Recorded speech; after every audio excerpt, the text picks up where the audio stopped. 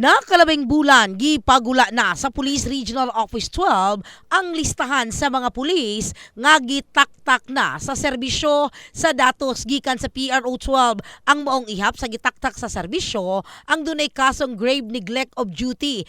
15 ka pulis ang nag-atubang og susamang kaso apan ang usa demotion ang gipahamtang nga silot.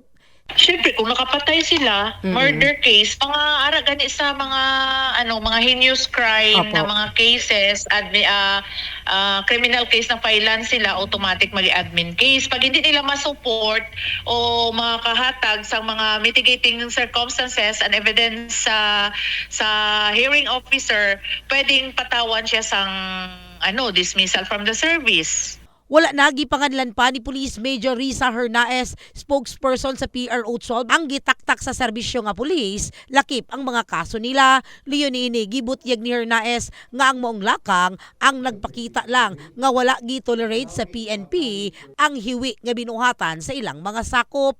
Dugang na Hernaez, nahimo silang transparent sa pagdungog sa mga kaso sa kabaro nga gilambigit sa misconduct.